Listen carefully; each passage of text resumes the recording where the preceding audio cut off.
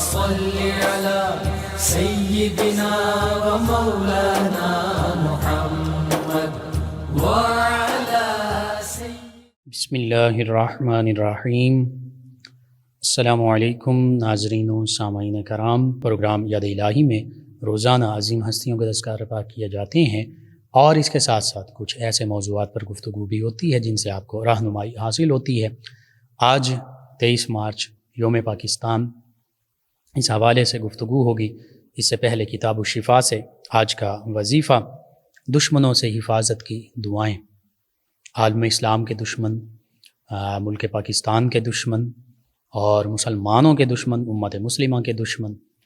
ان سے حفاظت کی دعائیں۔ اس میں حقیقت یہ ہے کہ مسلمان کا سب سے بڑا دشمن شیطان ہے، اور انسان کا، مسلمان کا اپنا نفس کہ جو برائیوں کی جانب لے جاتا ہے۔ اور پھر چند ایک اقوام جن کا اللہ سبحانہ وتعالی نے قرآن مجید فرقان حمید میں بھی ذکر فرمایا، لَتَجِدَنَّ أَشَدَّ النَّاسِ عَدَاوَةً لِلَّذِينَ آمَنُوا الْيَهُودَ وَالَّذِينَ أَشْرَكُوا۔ اللہ سبحانہ وتعالی نے قرآن مجید فرقان حمید میں ارشاد فرمایا، اے پیارے حبیب صلی اللہ علیہ وآلہ وسلم، اے مسلمانوں، اے ایمان والوں، اے صحابہ، تم اپنا سب سے شدید ترین دشمن ان لوگوں کو پاؤ گے، ایمان والوں کا شدید ترین دشمن ان لوگوں کو پاؤ گے جو یہود ہیں اور جو مشرکین ہیں، یعنی یہود و ہنود۔ یہ قرآن نے، اللہ کا یہ فیصلہ ہے کہ یہودی ہوں یا ہندو ہوں، یہ دو ایسی قومیں ہیں کہ جو خاص طور پر اسلام دشمنی میں، مسلمان دشمنی میں بہت سخت ہیں، بہت شدید ہیں۔ اور حقیقت یہی ہے کہ آج سے پہلے بھی اسلام کی تاریخ کا مطالعہ کر لیں، نبی رحمت صلی اللہ علیہ وآلہ وسلم کی حیات مبارکہ کا مطالعہ کر لیں، تو مشرکین مکہ جو بتوں کی پوجا کرنے والے تھے، وہ سب سے زیادہ سخت مسلمانوں کے جانی دشمن تھے، اور مدینہ طیبہ میں تشریف لائے تو سب سے بڑے اور جانی دشمن یہود بن گئے۔ تو انہی کا ذکر اللہ سبحانہ وتعالی نے قرآن مجید فرقان حمید میں فرمایا۔ صحابہ کرام علیہم رضوان کے سب سے بڑے دشمن مشرکین مکہ تھے، اور پھر اس کے بعد مدینہ طیبہ میں صحابہ کرام تشریف لائے تو یہود، جو مدینہ طیبہ کے یہود اور پھر اس کے ارد گرد قبائل اور علاقوں میں موجود یہودی تھے، وہ صحابہ کرام علیہم رضوان کے سب سے بڑے دشمن بن گئے۔ تو یوں ہی یہ تاریخ جو ہے، اس کا تسلسل یوں ہی قائم ہے۔ آج ہم دیکھتے ہیں مسلمانوں کے دشمنوں میں اگرچہ دیگر اقوام اور مذاہب کے لوگ بھی شامل ہیں، لیکن جو شدت ہے، سب سے زیادہ شدید دشمن ہیں، وہ یہی دو ہیں، یہود ہیں اور ہنود ہیں۔ انہی دو دشمنوں نے دیگر اقوام کو بھی مسلمانوں کے خلاف ابھارا، عیسائیوں کو ابھارا، سکھوں کو ابھارا، لیکن حقیقت میں شدید ترین دشمن یہی دو ہیں۔ اور آپ دیکھ لیجئے فلسطین میں یہودی جو ہیں وہ مسلمانوں پر ظلم و ستم کر رہے ہیں، کشمیر میں جو ہندو ہیں، بت پرست ہیں، مشرک ہیں، وہ مسلمانوں پر سب سے زیادہ ظلم و ستم کر رہے ہیں۔ اور ان کے علاوہ بھی اگر کہیں مسلمانوں پر ظلم و ستم کیا جاتا ہے یا دیگر اقوام اس میں شامل ہوتی ہیں، دیگر مذاہب کے چند لوگ شامل ہوتے ہیں، تو ان کے پیچھے بھی انہی دو اقوام کی کار فرمائیاں جو ہیں، کارستانیاں جو ہیں، وہ موجود ہوتی ہیں۔ انہی کے ابھارنے پر دیگر لوگ بھی مسلمانوں کے خلاف لڑتے ہیں، مسلمانوں پر ظلم و ستم کرتے ہیں۔ تو بہرحال دشمن سے حفاظت کی دعائیں چند ایک وہ آپ سماعت فرما لیجئے۔ اپنے مسلمانوں کی حفاظت کے لیے، امت مسلمہ کی حفاظت کے لیے اس کو کثرت سے پڑھنا چاہیے۔ چند ایک دعائیں ان میں سے میں بیان کر دیتا ہوں۔ سب سے پہلی سنن نبی داؤد میں حدیث مبارکہ میں یہ دعا موجود ہے، اللہم انا نجعلک فی نحورہم ونعوذ بک من شرورہم، اللہم انا نجعلک فی نحورہم ونعوذ بک من شرورہم۔ ترجمہ یوں ہے، اے اللہ، ہم تجھ کو دشمن کے مقابل کرتے ہیں اور ہم اس بات کی درخواست کرتے ہیں کہ تو ہمیں ان دشمنوں کے شر سے محفوظ رکھ۔ تو یہ دعا اس کو کثرت سے پڑھیے اپنی حفاظت کے لیے، امت مسلمہ کی حفاظت کے لیے، پاکستانی مسلمانوں کی حفاظت کے لیے، تمام دنیا کے مسلمانوں کی حفاظت کے لیے۔ اسی طرح دوسری جو دعا ہے وہ بھی حدیث مبارکہ میں مصنف ابن ابی شیبہ میں منقول ہے، اللہم الہ جبریل و میکائیل و اسرافیل، اللہم الہ جبریل و میکائیل و اسرافیل و الہ ابراہیم و اسماعیل و اسحاق و الہ ابراہیم و اسماعیل و اسحاق عافنی ولا تسلطن احدا من خلقک علی عافنی ولا تسلطن احدا من خلقك علی بشیء لا طاقت لی بہ بشیء لا طاقت لی بہ۔ ترجمہ یہ ہے، اے اللہ، جبریل، میکائیل، اسرافیل، سیدنا ابراہیم، سیدنا اسماعیل، سیدنا اسحاق علیہ السلام کے رب کہ پروردگار مجھے عافیت عطا فرما، اپنی مخلوق میں سے کسی کو بھی مجھ پر مسلط نہ فرما جسے سنبھالنے کی مجھ میں طاقت نہیں۔ اسی طرح ایک اور دعا صحیح بخاری میں، اللہم انی اعوذ بک، اللہم انی اعوذ بک من جہد البلاء ودرک الشقاء وسوء القضاء وشماتت الاعداء۔ ترجمہ یوں، اے اللہ میں تیری پناہ چاہتا ہوں سخت آزمائش سے، سخت ابتلا سے، سخت مصیبت سے، بدبختی کے پکڑ لینے سے، بری قضاء اور قدر سے، اور دشمنوں کے طعن و تشنیع سے۔ تو بس کم از کم یہ 3 دعائیں آپ اپنے معمول کا حصہ بنائیے، انشاءاللہ اللہ سبحانہ وتعالی امت مسلمہ کو اپنے حفظ و امان میں رکھے، تمام مسلمانوں کو اپنے حفظ و امان میں رکھے۔ یہ دعا آپ خود اپنے معمول کا حصہ بنائیے، اپنے اعزاء قریبہ، رشتہ دار، دوست احباب، پڑوسیوں، محلے دار، امت مسلمہ تک پہنچائیے۔ انشاءاللہ میرے آپ کے ہمارے بتانے سے امت مسلمہ کا جب بھلا ہوگا، فائدہ ہوگا، دشمنوں سے نجات حاصل ہوگی، تو انشاءاللہ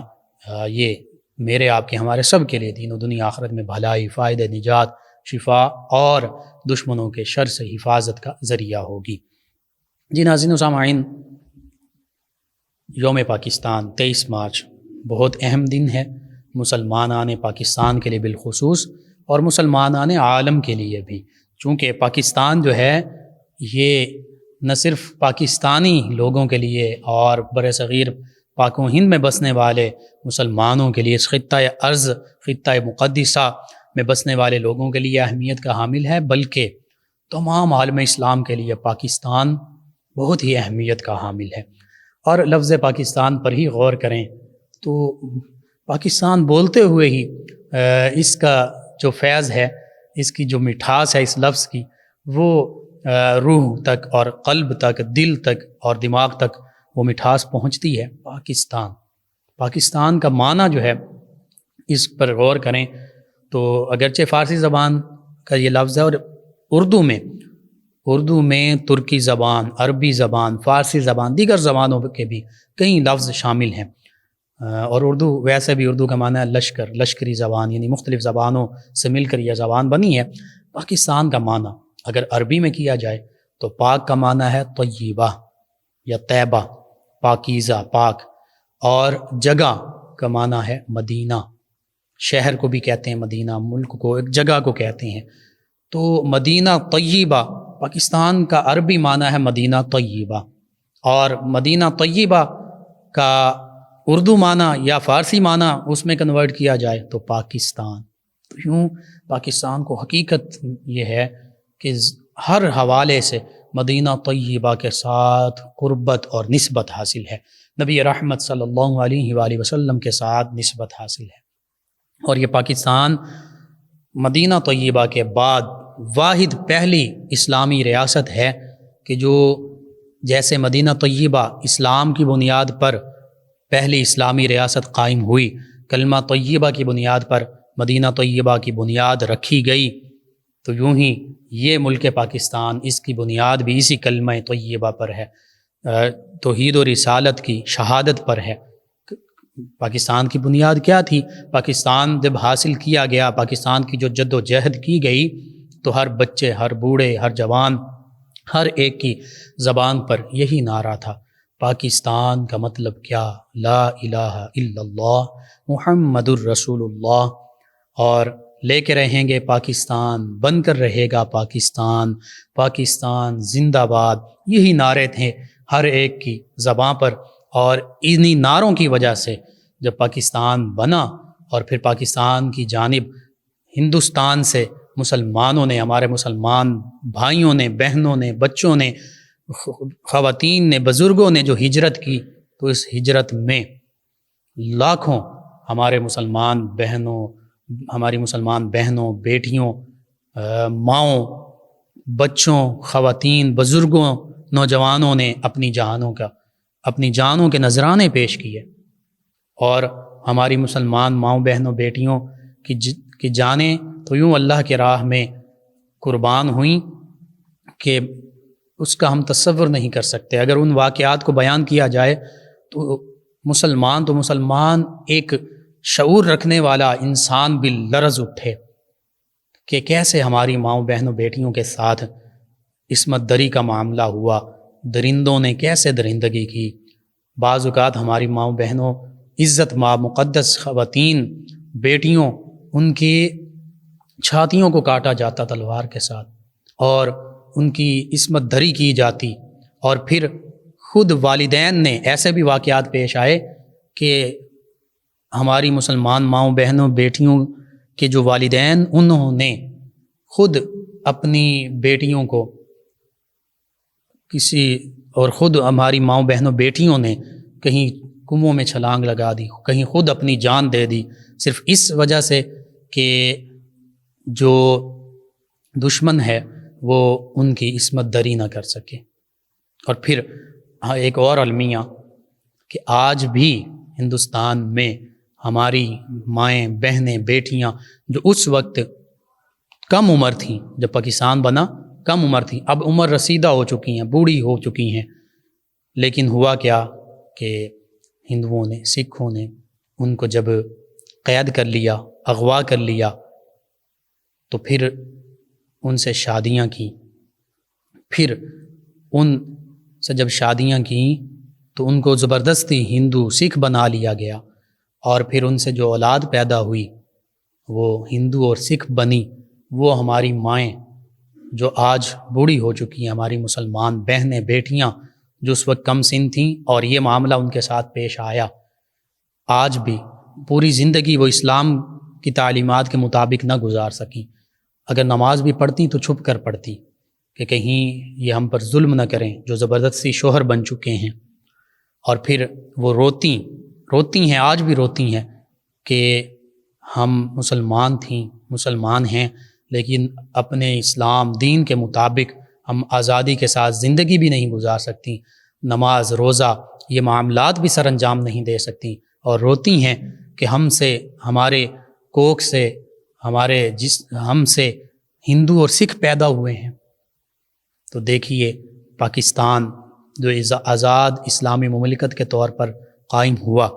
کیا یہاں پر کسی مسلمان تو دور کی بات، کسی ہندو، کسی سکھ، کسی عیسائی کے ساتھ ایسا معاملہ ہوا؟ ہرگز نہیں ہوا۔ یعنی مسلمانوں کے لیے تو یہ آزاد سرزمین ہے ہی کہ وہ اسلام کی تعلیمات کے مطابق اپنی زندگیاں گزار سکیں، لیکن یہاں پر چاہے کسی بھی مذہب سے تعلق رکھنے والا، کوئی ہندو ہو، کوئی سکھ ہو، کوئی عیسائی ہو، کسی بھی مذہب سے تعلق رکھنے والا ہو، اسلامی تعلیمات کی روشنی میں ان کو مکمل آزادی حاصل ہے۔ وہ اپنی تعلیمات، اپنے مذہب کے مطابق اپنی زندگی بھی گزار سکتے ہیں۔ ہندو ہیں تو وہ مندر میں بھی جا سکتے ہیں، سکھ ہیں وہ گردوارے میں بھی جا سکتے ہیں، عیسائی ہیں وہ گرجا گھروں میں، چرچز میں بھی جا سکتے ہیں، کسی پر کوئی پابندی نہیں۔ وہ اپنے مذہب، اپنی تعلیمات کے مطابق آزادانہ زندگی گزار سکتے ہیں،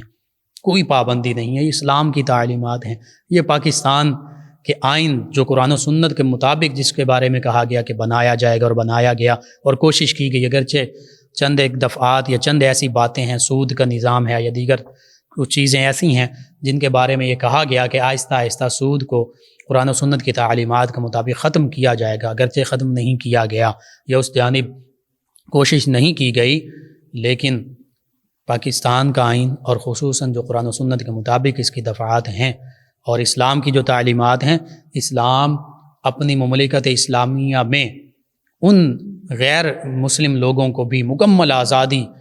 دیتا ہے جو صرف اس مملکت اسلامیہ کے دوسرے مسلمانوں کی طرح ٹیکسز ادا کریں، جزیہ دیں، فدیہ دیں۔ مسلمان جو ہیں وہ زکوٰۃ ادا کرتے ہیں یا آج کے معاشرے میں ٹیکسز دے رہے ہوتے ہیں، تو وہیں اگر جو ذمی ہیں یعنی ایسے غیر مسلم جو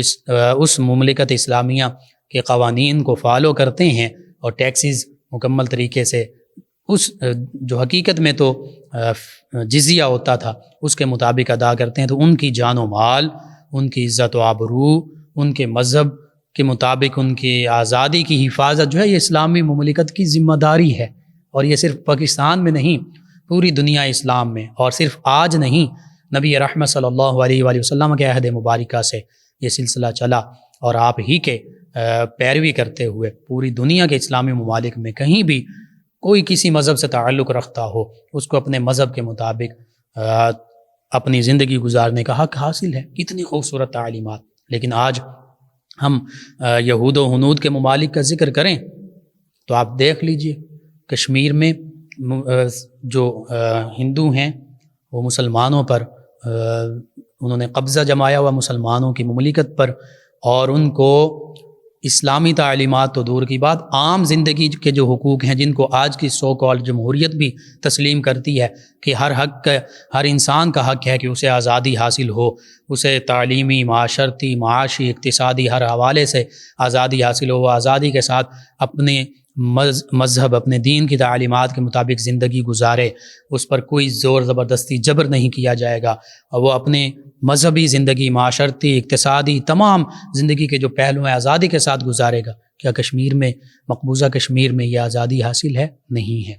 کیا فلسطین میں یہ آزادی حاصل ہے جو یہودی وہاں پر مسلمانوں پر مسلط ہیں؟ نہیں ہے۔ اسی طرح کئی دیگر ممالک کا، بوسنیا، چیچنیا، برما کا ذکر کر لیں، ہمارے مسلمان ماؤں بہنوں، بیٹیوں کو، بوڑھوں کو، خواتین کو، نوجوانوں کو، ہمارے مسلمان بھائیوں کو زندہ جلا دیا گیا، اور بوسنیا چیچنیا میں ہزاروں مسلمانوں کو صرف اس وجہ سے کہ وہ مسلمان ہیں ان کو شہید کر دیا گیا، اور پھر ان کی شناخت بھی نہ ہونے دی گئی، بس گڑھے، بے نام گڑھوں میں ان کو پھینک دیا گیا، ان کا جنازہ نہ پڑھنے دیا گیا، ان کو غسل اور کفن نہ دینے دیا گیا۔ آج وہ جو ہزاروں کی تعداد میں ہمارے بوسنیا چیچنیا میں مسلمان بھائیوں کو شہید کیا گیا، ان کی آج شناخت کی جا رہی ہے۔ آج کیونکہ وہ ملک آزاد ہوا تو آج مسلمان ہمارے بھائی اپنے پیاروں کی جو میتیں ہیں وہ شناخت کر رہے ہیں، کوشش کر رہے ہیں DNA کے ذریعے شناخت ہو جائیں۔ تو کتنا بڑا ظلم ہمارے مسلمانوں پر کیا جا رہا ہے، اور اگر مسلمان نہیں سنبھلیں گے تو یوں ہی کیا جاتا رہے گا۔ لیکن آج پاکستان آزاد ہے، ہم نے آزادی کو یہ سمجھ لیا کہ مادر پدر آزادی ہمیں حاصل ہو جائے۔ یہ آزادی اس لیے نہیں حاصل کی گئی تھی، خود قائد اعظم علیہ الرحمہ نے فرما دیا تھا کہ اسلام کا جو آئین ہے وہ قرآن ہے، جو 1400 سال پہلے آقا کریم صلی اللہ علیہ وآلہ وسلم کے تصدق سے ذریعے سے ہم تک پہنچا، اور آپ نے خود فرما دیا تھا کہ ہم پاکستان کو اسلام کی عظیم تجربہ گاہ بنائیں گے، یعنی اسلام جو ہے یہاں پر جو پریکٹس ہوگی، جو پریکٹیکل ورک ہوگا وہ اسلام ہی کی تعلیمات کے مطابق ہوگا۔ تو آزادی سے مراد یہ مادر پدر آزادی نہیں، بلکہ آزادی سے مراد یہ ہے کہ اللہ سبحانہ وتعالی کے احکام، اللہ کے پیارے حبیب صلی اللہ علیہ وآلہ وسلم کے احکام اور تعلیمات کے دائرے میں رہتے ہوئے ہم مکمل طور پر آزاد ہوں گے کہ ہم اسلام کی تعلیمات کو فالو کریں گے، پیروی کریں گے، یعنی ہم پر ہندوؤں کا یا کسی کا بھی تسلط نہیں ہوگا۔ ہم اس چیز سے آزاد ہوں گے کہ ہم گائے کی آزادی کے ساتھ گائے کی قربانی کر سکیں گے، گائے کا گوشت کھا سکیں گے، جو آج بھی ہندوستان میں مسلمانوں پر پابندی عائد کرنے کی کوشش کی جاتی ہے، اور حتیٰ کہ کوئی گائے کا گوشت بھی کرے تو اس کو مار دیا جاتا ہے، اور خصوصاً قربانی کے دنوں میں بھی ایسے معاملات پیش آتے ہیں۔ اسی طرح ہندوستان میں وہ معاملہ آج بھی اس کی مثالیں مل جاتی ہیں کہ مسجدوں کو شہید کیا جاتا ہے، بابری مسجد کو شہید کیا گیا، آج بھی مسجدوں کو شہید کیا جا رہا ہے، اور بعض اوقات پابندی لگا دی جاتی ہے کہ اذان نہیں دی جائے گی، نماز نہیں ہوگی۔ یہ ہمیں آزادی حاصل ہے پاکستان میں، اور یہ آزادی ہے کہ ہم آزادی کے ساتھ اذان بھی پڑھتے ہیں، ہم نماز بھی پڑھتے ہیں۔ تو یوں ان چیزوں کی آزادی کے لیے، اسلام کی تعلیمات پر آزادی کے ساتھ عمل کرنے کے لیے پاکستان حاصل کیا گیا تھا۔ یہ پاک سرزمین حاصل کی گئی تھی، اس لیے حاصل نہیں کی گئی تھی کہ یہاں پر ہم انہی نعروں کو دوبارہ بلند کریں جو نعرے ہمیں یہودی پرووائڈ کر رہے ہیں یا دیگر مذاہب ہمیں پرووائڈ کر رہے ہیں، یا جو نعرے اسلام کی مکمل مخالفت، سراسر مخالفت کرتے ہیں، صرف اس وجہ سے کہ چند زر خرید لوگ آج موجود ہوں جنہیں خریدا جا چکا ہے، اور وہ اسلام اور پاکستان اور اسلامی نظام اور جو ہمارے معاشرے کے، اسلامی معاشرے کے اور پاکستانی معاشرے کے جو خوبصورت اقدار تھیں ان کے خلاف نعرے بلند کیا جائیں، اس لیے پاکستان قائم نہیں کیا گیا تھا۔ پاکستان اسلام کی تعلیمات پر مکمل طور پر عمل درآمد کرنے کے لیے قائم کیا گیا تھا، اور ہماری مسلمان ماؤں، بہنوں، بیٹیوں نے، بوڑھوں نے، نوجوانوں نے اس لیے یہ قربانیاں لاکھوں کی تعداد میں اپنی جانوں کے نذرانے پیش نہیں کیے تھے کہ اس میں پھر مادر پدر آزادی کا نعرہ بلند کیا جائے۔ اگر یہی ہونا تھا تو پھر ہمارے مسلمان جو ہیں یہ اتنی بڑی قربانیاں نہ دیتے، پھر وہ ہندوستان میں ہی اسی طرح موجود رہتے اور پھر اسی طرح سیکولرزم اور لبرلزم کے نعرے بلند کرتے۔ وہاں پر تو یہ معاملات عمل درآمد ان پر کیا جاتا ہے، وہاں پر تو سو کالڈ لبرلزم اور سیکولرزم کا جب نعرہ بلند ہوتا ہے تو دنیا میں امریکہ، انڈیا، یہ اور بھی ممالک جو غیر مسلم ہیں ان میں سب سے زیادہ ریپ کیا جاتا ہے، ایک منٹ میں کئی ریپ ہوتے ہیں، ان میں عورتوں کی عزت جو ہے اس کا کوئی تصور ہی نہیں اس حوالے سے کہ عورتوں کے ساتھ زنا بالجبر کیا جاتا ہے، عورتوں کو ان کے حقوق، بظاہر وہ انسانی حقوق کے، ہیومن رائٹس کے چیمپئن بھی بنتے ہیں بظاہر، لیکن حقیقت یہ ہے کہ انہی ممالک میں سب سے زیادہ عورتوں کی عزت کو پامال کیا جاتا ہے، انہی ممالک میں سب سے زیادہ انسانی حقوق کی پامالی کی جاتی ہے۔ انڈیا کی بات کر لیں، انڈیا میں عیسائی، کسی بھی ہندوؤں کے علاوہ مسلمان ہوں، عیسائی ہوں، سکھ ہوں، کوئی بھی ہوں، ان کے مذہبی، ان کے زندگی گزارنے کے حقوق کو پامال کیا جاتا ہے، ان کی عبادت گاہوں کو بعض اوقات گرا دیا جاتا ہے، ان پر ظلم کیا جاتا ہے، بعض اوقات ان کو مجبور کیا جاتا ہے کہ تم زبردستی ہندو مذہب اختیار کر لو۔ اسلام میں تو ایسی کوئی بات ہی نہیں، لا اکراہ فی الدین، کبھی بھی کوئی بھی مسلمان کسی بھی غیر مسلم کو زبردستی مسلمان کر ہی نہیں سکتا۔ کوئی اگر مسلمان ہونا چاہے گا خود اپنی ول کے ساتھ، اپنی خواہش کے ساتھ، اپنی رضامندی کے ساتھ اسلام کی تعلیمات کو ہوش و حواس کے ساتھ پڑھتے ہوئے اگر وہ سمجھتا ہے کہ اسلام کی تعلیمات میرے لیے بہتر ہیں، خود اپنی مرضی سے کوئی مسلمان ہونا چاہے تو اس کو کوئی روک نہیں سکتا، لیکن زبردستی کسی کو بھی مسلمان نہیں کیا جا سکتا۔ یہ اسلام کی تعلیمات ہیں، تو اتنی خوبصورت تعلیمات، اور انہی تعلیمات کے لیے اسلام اور مسلمانوں نے اور ہندوستانی مسلمانوں نے اور اس برصغیر،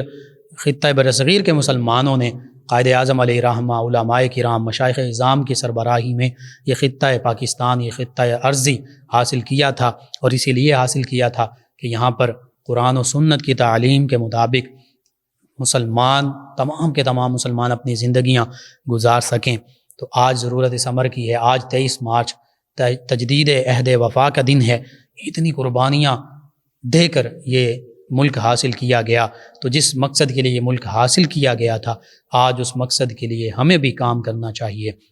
مقصد یہی تھا، بچے بوڑھے جوان ہر ایک کی زبان پر یہی نعرہ تھا، پاکستان کا مطلب کیا؟ لا الہ الا اللہ محمد الرسول اللہ صلی اللہ علیہ وآلہ وسلم۔ اللہم صل علی سیدنا و مولانا محمد وعلی سیدنا۔ آپ سماعت فرما رہے ہیں پروگرام یاد الہی۔ ناظرین و سامعین، اس دوران ہمیں جوائن کے ندیم رضا صاحب ہیں، کہتے ہیں السلام علیکم، ہاؤ آر یو؟ جی وعلیکم السلام، آئی ایم فائن۔ کہتے ہیں پروگرام بہت اچھا ہے آپ کا، جی شکریہ۔ ان کے علاوہ ہمارے لسنر ہیں، کہتے ہیں السلام علیکم سر، جی وعلیکم السلام۔ کہتے ہیں اگر کسی نے قرآن پڑھا یا پڑھایا ہو اور وہ لکھ کر دے کہ اس کا ثواب مرحوم کو پہنچے تو کیا ایسا ایصال ثواب کرنا درست ہے؟ جی لکھنا ضروری نہیں ہے، اگر زبانی بھی کہہ دیں کہ فلاں مرحوم کو یا تمام امت مسلمہ کو نام لے لے کر کہہ دیں تو پھر بھی ایصال ثواب جو ہے وہ پہنچ جائے گا، کوئی ایسا مسئلہ نہیں ہے۔ ان کے علاوہ ہمارے لسنر کہتے ہیں السلام علیکم بھائی، جی وعلیکم السلام۔ میاں محمد رمضان بھٹی صاحب ہارون آباد سے، کہتے ہیں اللہ آپ کو صحت تندرستی دے اور ڈھیر ساری خوشیاں دے، آمین۔ جی شکریہ، اللہ تعالیٰ آپ کو، تمام امت مسلمہ کو صحت و عافیت عطا فرمائے، خوشحالیاں عطا فرمائے، دین و دنیا آخرت کی بھلائیاں عطا فرمائے۔ ناظرین سامعین، ان کے علاوہ ہمارے ایک اور لسنر کہتے ہیں السلام علیکم بھائی، کیسے ہیں آپ؟ جی وعلیکم السلام۔ انہوں نے کہا یوم پاکستان بہت مبارک ہو، جی خیر مبارک آپ کو، تمام ویورز، تمام لسنرز کو بھی مبارک ہوں۔ کہتے ہیں کہ بھائی میں نے پوچھنا یہ تھا کہ کچھ عرصہ پہلے ہم نے کسی سے 10,000 روپے قرض لیا اب وہ فوت ہو گئے ہیں، اور ان کے بچے جو ہیں ان کے بارے میں بھی ہمیں نہیں پتہ کہاں رہتے ہیں، کوئی رابطہ بھی نہیں۔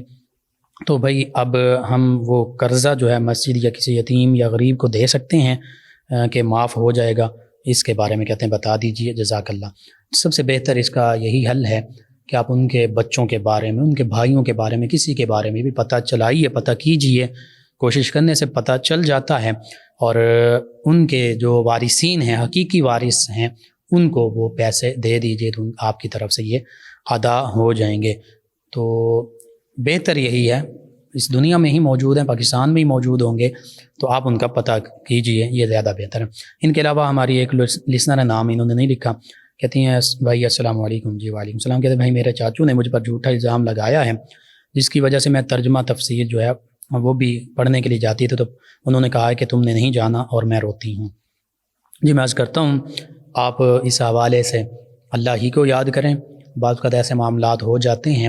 تو حسبنا اللہ و نعم الوکیل، نعم المولا و نعم النصیر، روزانہ 100 مرتبہ پڑھیں، انشاءاللہ دینی دنیاوی اخروی کوئی بھی معاملہ ہے، کوئی آزمائش ہے، سبھی میں اللہ سبحانہ وتعالیٰ آپ کی مدد فرمائے گا۔ درود پاک کی کثرت کریں اور یہ تسبیح ایک پڑھیں، حسبنا اللہ و نعم الوکیل، نعم المولا و نعم النصیر۔ دوسری بات، ترجمہ تفسیر کے حوالے سے اگر موبائل موجود ہے تو موبائل میں آپ سرچ کر کے PDF میں قرآن پاک کا ترجمہ بھی آپ کو مل سکتا ہے، تفسیر بھی مل سکتی ہے، تو آپ گھر میں بیٹھ کر خود پڑھتے رہیں، کوئی ایسا مسئلہ نہیں۔ نیٹ پر پلے اسٹور پر جا کر نیٹ پر آپ جو بھی ترجمہ یا تفسیر لکھیں گے PDF ڈاؤن لوڈ کی شکل میں، انشاءاللہ وہ آپ اس کو ڈاؤن لوڈ کر کے بھی پڑھ سکتے ہیں۔ ناظرین سامعین، نازیہ صاحبہ نے سلام کہا، نازیہ کا معنی پوچھا ناز کرنے والی، رانا وقاص صاحب ہیں، جسان خان صاحب ہیں، حیا خان صاحب ہیں، شعیب اختر صاحب، محمد عمران صاحب، انہوں نے جوائن کیا، آپ تمام کا شکریہ۔ آپ اپنے فیڈ بیک سے آگاہ کرتے ہیں، پروگرام کا وقت ختم ہو جاتا ہے، انشاءاللہ کل صبح دوبارہ آپ سے ملاقات ہوگی پروگرام یاد الہی میں۔ اپنے میزبان محمد لقمان رضا اور ہماری ٹیم کو اجازت دیجیے، اللہ نگہبان۔ اللهم صل على سيدنا ومولانا محمد